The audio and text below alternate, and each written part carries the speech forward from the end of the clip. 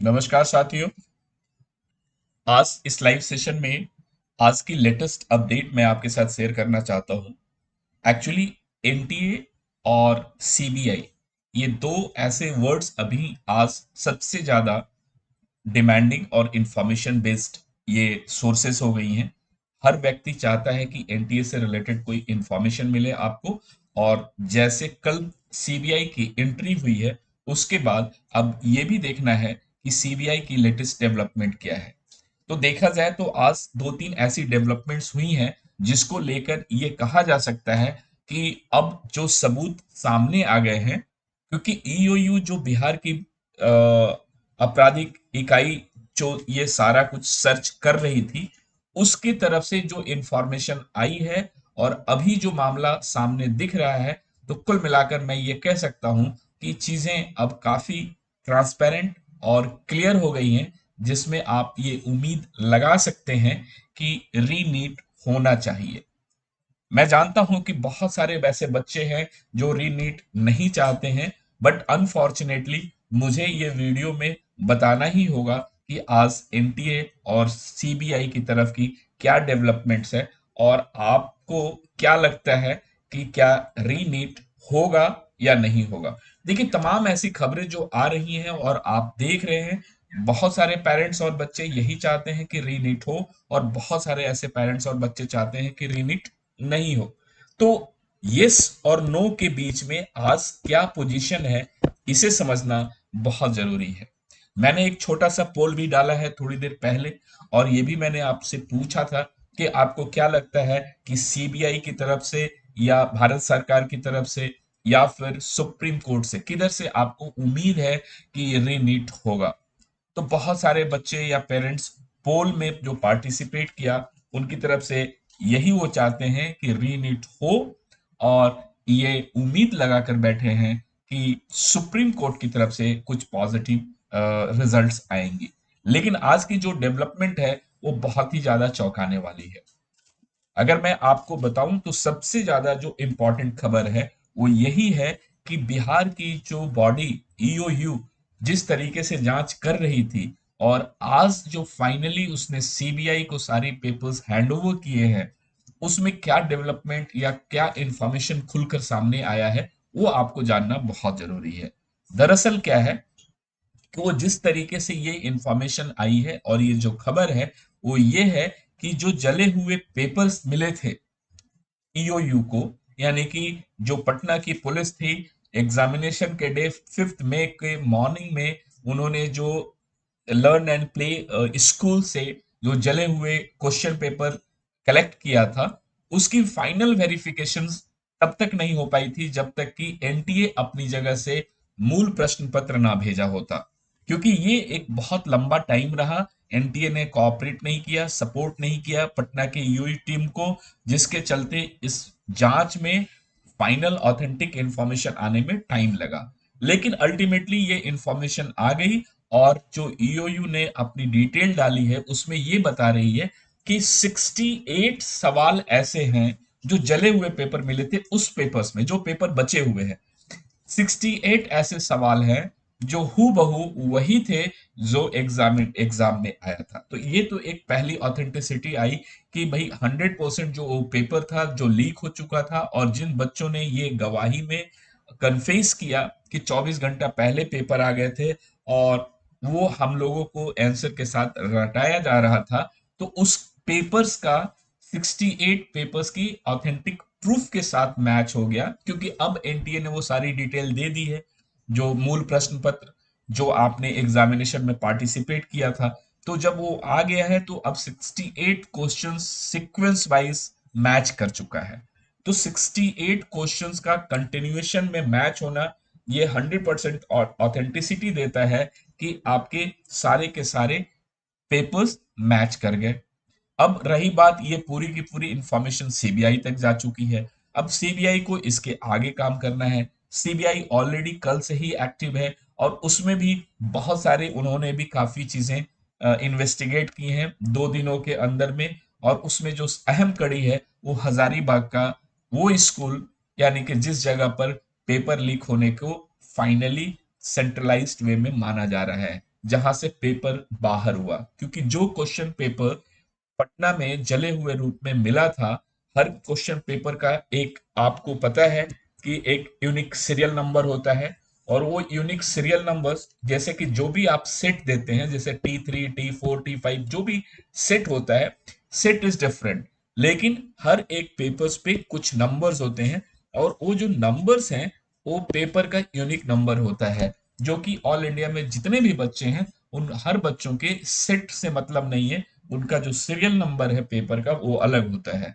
तो जो serial number मिला था, तो इजिली आइडेंटिफाई हो सकती थी कि वो सीरियल नंबर्स किस सेंटर पर भेजा गया था। तो जैसे ही एनटीए ने कंफर्म किया, तो बाय डिफॉल्ट वो पता चल गया कि वो पर्टिकुलर सीरियल नंबर्स का जो क्वेश्चन पेपर है वो झारखंड के हजारीबाग के ओएसिस प्ले स्कूल में वो जाना था, यानी कि ये वो वहीं का डिटेल था। और आपको पता है, आज जो सोशल मीडिया पे या जो सीबीआई ईओयू ने फाइंडिंग किया, ये वो शख्स है, उस स्कूल के प्रिंसिपल ओएसिस के। और इन्होंने जो अपनी बात बताई है, उसमें ये फोटोग्राफ्स में भी आप देखें तो आपको आइडिया लगेगा कि जो वहां पर घटना घटी है, इन्होंने पूरी बात बताई है कि किस तरीके से एक ट्रंक में वो क्वेश्चन पेपर सील्ड होता है, इसके अंदर में दो लॉक लगा होता है, एक डिजिटल लॉक होता है, एक मैनुअल लॉक होता है। Digital lock code code enabled होता है, और जो दूसरा लॉक होता है मैनुअल लॉक, उसको कट करना होता है, यानी कि उस लॉक का कोई की नहीं होता है, तो की ना होना, उसको कट करना होता है आरी से। दूसरा जो लॉक होता है वो डिजिटल लॉक होता है।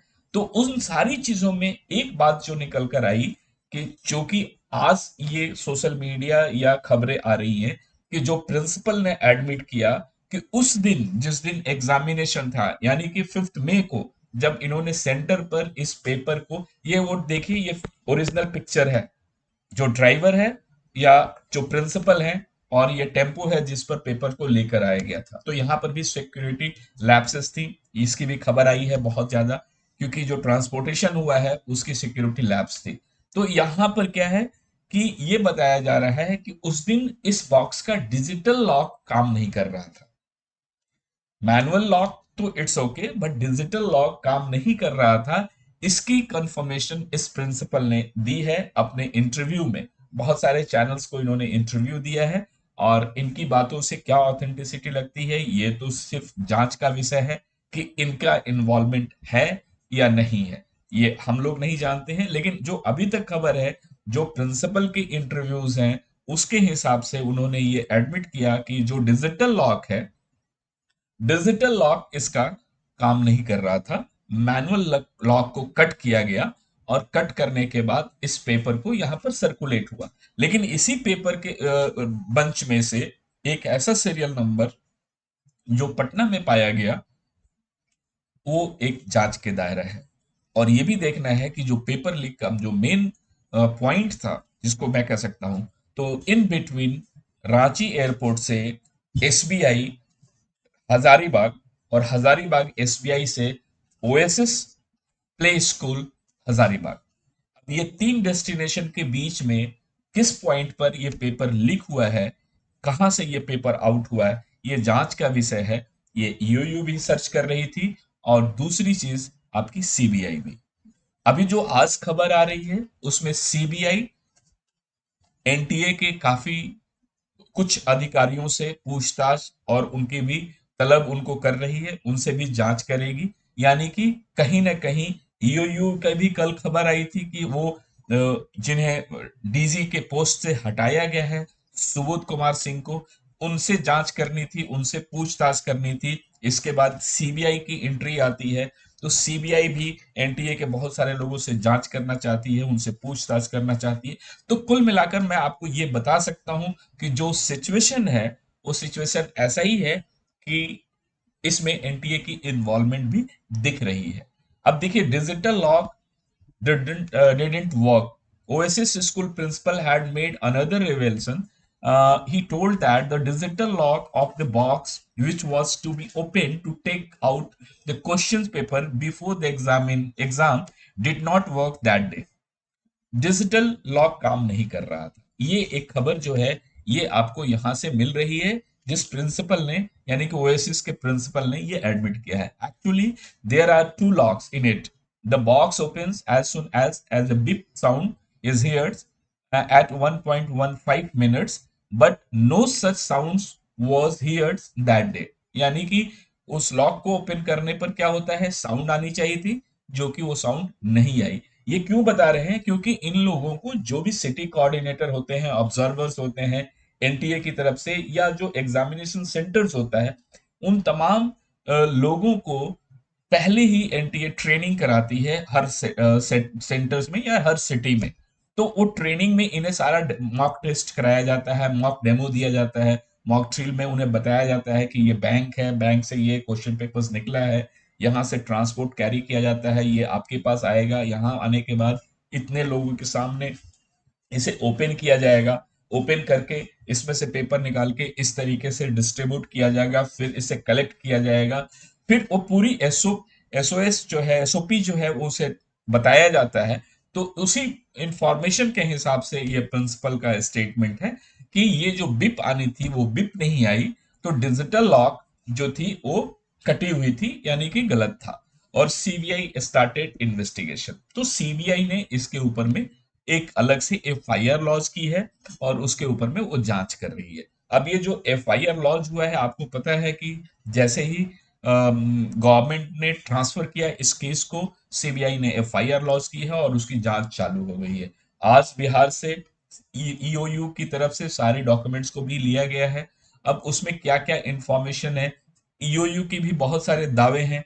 उनका ये कहना है कि हम लोग बहुत क्लोज थे फाइनल फाइंडिंग्स के, लेकिन हमें ये रिक्वेस्ट था, हमारा रिक्वेस्ट था कि हमें सुबोध कुमार सिंह से भी तलब करनी थी, उनसे जांच करनी थी, लेकिन in the mean time CBI की एंट्री होती है तो ये काम हम लोगों से नहीं हो पा रहा है, ये हम लोग नहीं कर पा रहे हैं। और सीबीआई ने जिस तरीके से पेपर लीक के मामले को एफआईआर दर्ज किया है, और पटना, गोधरा, महाराष्ट्र, झारखंड, दिल्ली, हरियाणा, हर जगह उनकी टीम एक्टिव हो गई है, वो काम कर रहे हैं अपना। तो कुल मिलाकर देखा जाए तो जितनी एविडेंसेस अभी आ गई हैं ईओयू की तरफ से, वो इतने ऑथेंटिक हैं कि पेपर लीक को स्टैब्लिश करना अब बहुत बड़ी बात नहीं है। पेपर लीक स्टैब्लिश होना ऑन इजी गोइंग है, पेपर स्टैब्लिश हो चुका है ये क्लियर कट कि पेपर लीक हुआ है। क्योंकि जो जले हुए पेपर्स मिले हैं, ये देखिए, जो जले हुए पेपर्स आपको दिख रहा है, नीट यूजी परीक्षा से पहले ही लीक माफियाओं ने जला दिए थे प्रश्न पत्र। यानी कि पेपर्स को, आपको पता ही है ये थ्योरी क्या हुआ, उनके पास व्हाट्सएप पे आया, मोबाइल में पेपर आया, मोबाइल से लेकर उन्हें उन्होंने ब्लूटूथ प्रिंटर से उसको प्रिंट आउट लिया था, प्रिंट आउट लेकर बच्चों को उन्होंने दे दिया क्वेश्चंस और पेपर आंसर के साथ रटने के लिए, तैयारी करने के लिए। उसके बाद उनका प्रिंटर भी खराब हो गया। ये सारी इंफॉर्मेशन ईओयू के पास है कि उन्होंने 12-13 ही, बच्चे ज्यादा थे लेकिन प्रिंट आउट उनके सिर्फ 12 या 13 ही कॉपी निकली थी। जो बच्चे ज्यादा थे और प्रिंट आउट कम निकला था पेपर्स का सेट, लेकिन उसके बावजूद भी एग्जाम में जब जाना था बच्चों को, उससे पहले उन्होंने पेपर्स को जला दिया था। लेकिन पूरी तरह से ना जलने के चलते पुलिस ने जब वहां पर रेड किया तो पेपर स्लिप वहां पर मिल गया। देखिए, वो लकली बहुत सारी चीजें ऐसी हो, घटनाएं घट जाती हैं जो कहीं ना कहीं कोई सुराग छूट जाता है, जो बाद में उसी के रास्ते से वो सारी चीजें रिवेल होती हैं इंफॉर्मेशन। तो वो पेपर जला नहीं था, कुछ पेपर बचे हुए थे जिसको पुलिस ने कलेक्ट किया था और उसको प्रिजर्व करके रखा था। और जब ओरिजिनल एनटीए की तरफ से मूल प्रश्न पत्र आ गए, वहां से उन्होंने टैली कराया, तो पता चला कि कंटिन्यूएशन में 68 questions line by line match कर गया। तो ये प्रूफ हो जाता है कि पेपर लीक हो चुका था। पेपर में जो सीरियल नंबर मिला था, वो सीरियल नंबर्स की भी डिटेल ऑथेंटिसिटी आ गई कि ये आपके हजारीबाग के ओएसिस जो स्कूल है वहां का था। तो ये सारी चीजें जब ये चैन कंप्लीट होती है, तो अब मामला यहां तक पहुंचता है कि उम्मीद पूरी की जा सकती है कि अब ये जो पेपर है वो कैंसिल होगा। अगर ये गवर्नमेंट नहीं कैंसिल करती है, इनफैक्ट अगर सीबीआई की फाइंडिंग्स गवर्नमेंट तक तो जरूर जाएगी, उनके पास रिपोर्ट सबमिट होगा, इसमें एजुकेशन मिनिस्टर्स, एजुकेशन डिपार्टमेंट या फिर भारत सरकार, ये सारी चीजें जब वो डेटा उनके पास पहुंचेगी तो वो किस नतीजे पर होते हैं, क्या अभी भी वो आइसोलेटेड वर्ड जो हमारे धर्मेंद्र प्रधान जी बोलते हैं, आइसोलेटेड घटना, छिटपुट घटना, उस पे स्टैंड उनका कंटिन्यू रहता है या फिर उनका स्टैंड कुछ चेंज होगा। अगर वो अभी भी अगले स्टेटमेंट में आइसोलेटेड घटना की जिक्र करेंगे तो आप मान कर चल लें कि आपकी ये एग्जामिनेशन को गवर्नमेंट नहीं कैंसिल करेगी। गवर्नमेंट कैंसिल नहीं करेगी। अब आपको फिर 8 जुलाई के लिए वेट करना होगा कि 8 जुलाई को क्या होता है। देखिए कि ओएसिस की जो इंफॉर्मेशन है ना, वो बड़ा ही क्लियर कट है। बिहार पुलिस ने जिन गिरफ्तार उम्मीदवारों के घर से जली हुई कापियां बरामद की थी, उसमें से एक कागज के टुकड़े पर परीक्षा केंद्र का एक विशिष्ट कोड भी मिला था। ईओयू की रिपोर्ट में कहा गया है कि यह कोड ओएसिस स्कूल का है, यानी कि वही मैं जिस नंबर की बात कर रहा हूं वो नंबर्स, और ये ओएसिस स्कूल का था, क्योंकि ये एनटीए ने उस डिटेल को कंफर्म कर दिया, जो झारखंड के हजारीबाग में स्थित एक सीबीएसई स्कूल है। अच्छा, ये एनटीए द्वारा नामित नीट परीक्षा केंद्र भी सेंटर था, यानी कि वो मास्टर सेंटर भी था, वो रजिस्टर्ड था एनटीए की तरफ से। यानी कि वहां पे सारी टीम थी, वहां के जो कोऑर्डिनेटर होंगे वो पूरी सिटी में यदि और कोई दो सेंटर होगा तो उस सारे सेंटर्स को भी वो हेड कर रहे होंगे। तो पूरी इंफॉर्मेशन आपको मिल गई। सूत्रों ने बताया कि जब टीम ने स्कूल का दौरा किया और उन सभी लिफाफों और बक्सों को उठाया जिसमें प्रश्न पत्र आए थे, तो देखा गया कि एक लिफाफा दूसरे छोर से कटा हुआ था। अब ये भी एक घटना है जो वहां घटी है कि इनवेलप जो पैक रहता है, उस पैक इनवेलप में से कटिंग जनरली यहां से होनी चाहिए थी, तो यहां से ना होकर ये नीचे वाले पोर्शन से कट करके यहां से कट मार्क किया हुआ था।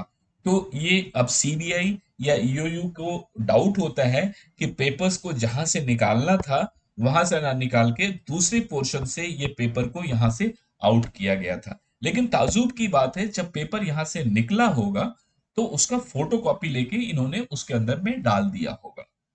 अगर पेपर कम होता तो काउंटिंग में मिसिंग होती, उसी दिन पता चल जाता। लेकिन काउंटिंग में मिसिंग ना होने का मतलब, ये मेरा उम्मीद लगाया, मैं उम्मीद लगा रहा हूं कि जो पटना में भी पेपर मिला है तो ओरिजिनल पेपर नहीं होगा, फोटोकॉपी होगी जिसमें सीरियल नंबर मेंशन्ड होगा, क्योंकि एक ही पेपर्स का फोटो लेके तो 1000 कॉपी निकाली जा सकती है।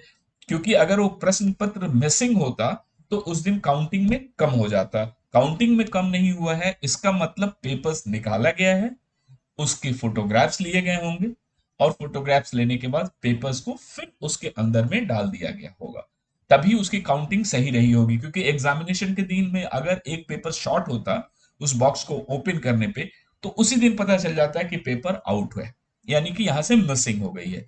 तो उस दिन अगर ये पता नहीं चलता है कि कौन सा पेपर इसमें से कम है, इसका मतलब है कि किसी ने बड़े ही स्मार्टली इसको कट करके पेपर निकाला गया, पेपर्स की फोटोग्राफ्स ली गई और फोटो लेने के बाद उसको फिर वापस इसी के अंदर में डालकर पैक कर दिया गया। तो ये तो पूरी कहानी है जो आपके हजारीबाग के ओएसिस स्कूल को देखते हुए देखा जा रहा है। तो कुल मिलाकर अब ये बात मैं आपको बताऊं कि ये जो घटना घटी है पेपर लीक का, और इसकी एस्टैब्लिशमेंट हो चुकी है इस बात की कि वहां पर जो पेपर्स जले हुए मिले थे उसके 68 सवाल मैच कर रहे हैं ओरिजिनल एग्जामिनेशन पेपर से। तो कुल मिलाकर यह कहा जा सकता है कि पेपर लीक एस्टैब्लिश्ड हो चुका है। अब यह देखना है कि गवर्नमेंट इसको अपने किस तरीके से इस रिकॉर्ड को, इस इंफॉर्मेशन को लेती है, क्योंकि ये सारी इंफॉर्मेशन बिहार की जो ईओयू टीम है इसने ऑलरेडी शिक्षा मंत्रालय यानी कि एजुकेशन मिनिस्टर्स को हैंडओवर कर दिया है। और ये पूरी इंफॉर्मेशन जिस दिन मिली है सेंट्रल गवर्नमेंट को, उसी दिन आपको याद होगा एनटीए के डीजी को चेंज करना, फिर पीजी का एग्जाम भी कैंसिल हुआ। इसके बाद आपको यह भी पता है कि 7 लोगों की टीम बनाई गई और लेट नाइट तक सीबीआई को ये केस हैंड ओवर कर दिया गया।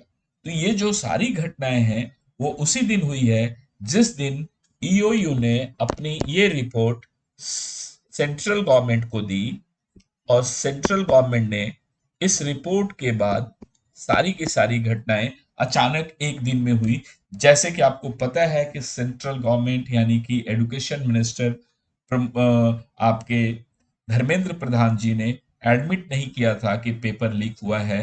न ही उन्होंने ये भी कहा था कि एनटीए में कोई गलती हुई है। पहले तो इन्होंने सारी चीजें डिनाई की थी, बाद में उन्होंने एक्सेप्ट किया कि एनटीए में कुछ कमी है जिसको सुधारना है, जो बहुत जरूरी है। और इसके बाद एनटीए के डायरेक्ट डीजी को चेंज करना, सीबीआई को केस हैंड ओवर करना, और ईओयू की रिपोर्ट आ गई जिसमें कि वो सारी की सारी इंफॉर्मेशन इनको मिल गई है। तो अब मैं यही कह सकता हूं कि गवर्नमेंट के हाथ में है कि अब इसको किस रूप में वो लेती है और बच्चों के साथ क्या जस्टिस होता है। क्योंकि देखिए, मैं आपको अभी भी बताऊं, बहुत सारे बच्चे ऐसे हैं जो ये कह रहे हैं कि नेट का एग्जामिनेशन री नीट नहीं होना चाहिए। कल के एपिसोड से आपको एक आइडिया लगना चाहिए। जैसा कि मैंने आपको बताया था कि कल 813 बच्चों ने एग्जाम में दोबारा बैठे, 750 बच्चे नहीं बैठे, ये तो क्लियर है, आप सभी को पता है। लेकिन आपको क्या पता है, कल जो पेपर आया और बहुत सारे बच्चों के फीडबैक्स आपने देखे होंगे, अलग अलग सेंटर से बहुत सारे चैनल्स पे लोगों ने वीडियोस बनाया है, इंटरव्यू लिया है। बच्चे ये कह रहे हैं कि पेपर बहुत टफ नहीं था। बच्चों को तो 10 दिन का समय मिला था, तो 10 दिनों के अंदर में उनका रिवीजन को लेके बहुत बड़ा इशू नहीं रहा। तो आप, अगर मैं कह सकता हूं कि अगर री नीट का कुछ मामला अगर आता है, तो आपको एक थोड़ा नॉर्मल टाइम, रिजनेबल टाइम तो मिलेगा। और जब अगर रिजनेबल टाइम मिलेगा, तो ऐसे केसेस में आपको तैयारी करने में कोई दिक्कत नहीं है, कोई ऐसा परेशान होना नहीं चाहिए। लेकिन फिर भी बहुत सारे बच्चे इस जिद पर हैं कि रीनीट नहीं होना चाहिए, और बहुत सारे बच्चे हैं जो चाहते हैं कि रीनीट होना चाहिए।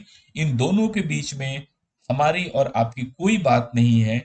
मैं किसी पर्टिकुलर एक साइड को सपोर्ट नहीं कर रहा हूं, लेकिन जो घटनाएं घटी हैं और पेपर लीक एस्टैब्लिश्ड हुआ है, तो कुल मिलाकर मैं ये कह सकता हूं कि इतना स्टैंड जरूर बनता है कि नीट रिपीट होना चाहिए एग्जामिनेशन, यानी कि नीट का एग्जामिनेशन रिपीट हो। और मुझे जहां तक लगता है कि सुप्रीम कोर्ट इस पर बहुत बड़ा स्टैंड लेने वाली है।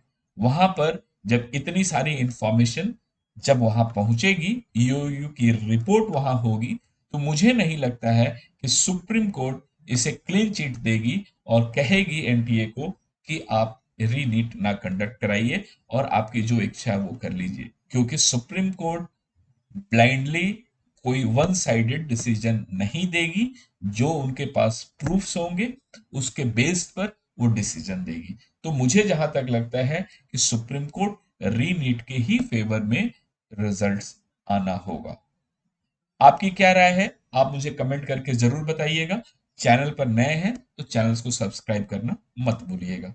Thank you.